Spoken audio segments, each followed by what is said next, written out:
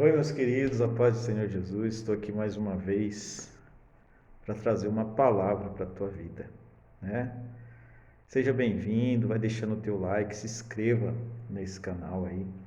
Já peço por gentileza para você se inscrever, para estar seguindo aí as nossas mensagens da palavra de Deus.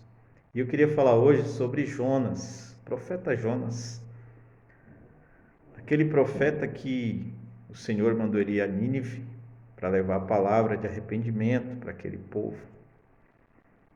E Jonas não quis, Jonas desobedeceu ao Senhor. E Jonas foi até a Jope e lá ele comprou uma passagem para Tarsis, saindo ele totalmente da presença de Deus, saindo ele totalmente do propósito de Deus, porque até então ele era um profeta, mas naquele momento Jonas tinha decidido não fazer o que Deus tinha pedido para ele. Ele desobedeceu. E quando o homem desobedece a Deus, você vai pagar um alto preço pela sua desobediência. Nínive era uma cidade cujo nome significava bela, né? Ela se encontra atual na cidade de Mossul, na região do Iraque. Ela ficava naquela região ali.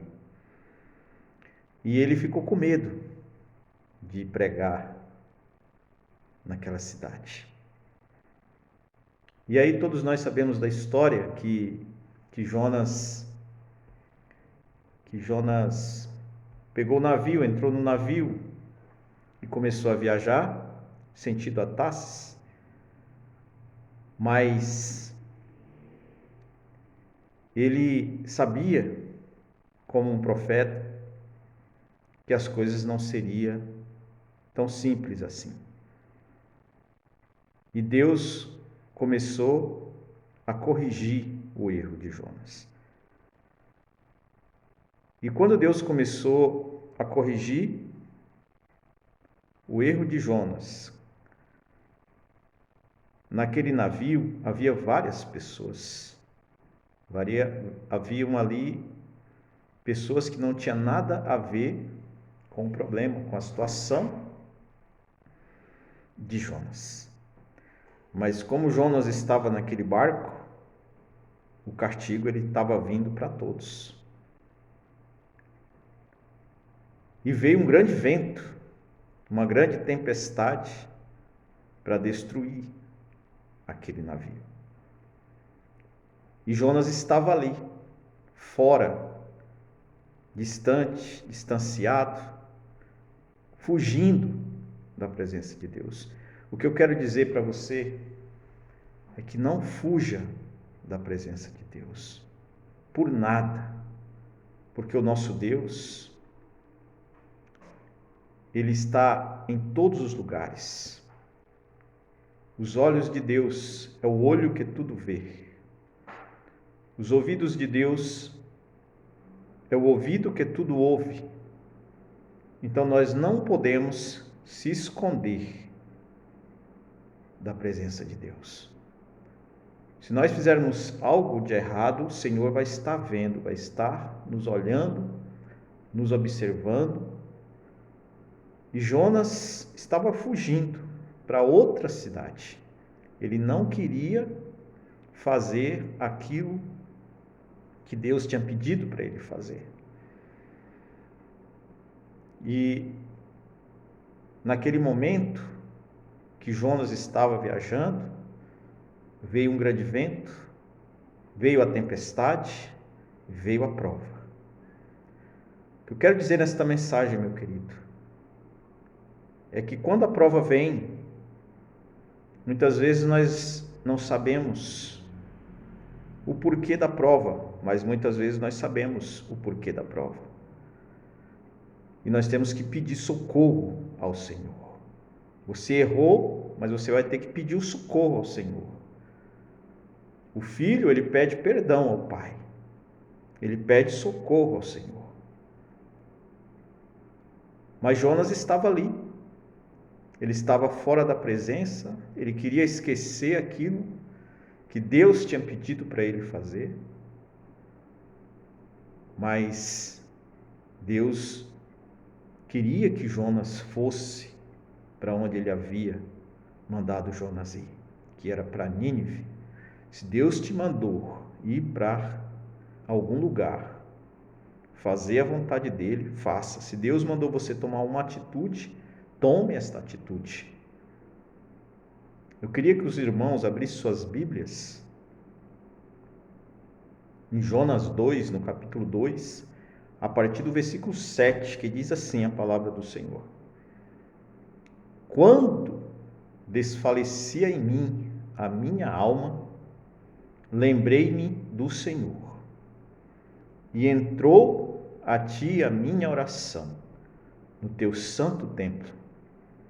Os que observam as falsas vaidades deixam a sua misericórdia, mas eu te oferecerei sacrifício com a voz do agradecimento. O que voltei, pagarei, e do Senhor vem a salvação. Falou, pois, o Senhor ao peixe, a este vomitou a Jonas na terra seca. Esta oração era quando Jonas estava arrependido. Por quê? Porque quando ele estava no barco, aconteceu algo que aquelas pessoas começaram a ficar apavoradas, aquelas pessoas que estavam naquele navio, que estavam no mesmo barco. Não queira estar no mesmo barco que está alguém que desobedeceu a Deus, porque ele está com a vida totalmente atrapalhada, desconcertada, e o castigo ali vinha para todos. O marinheiro, o capitão daquele navio, ele ficou se perguntando o porquê daquela tempestade, o porquê está acontecendo aquilo no barco dele. E ele procurou lançar sorte sobre aquelas pessoas. E logicamente aquela sorte ia cair sobre Jonas. E caiu sobre os passageiros, caiu sobre Jonas. E ele, procurando a Jonas, viu Jonas dormindo no porão do navio.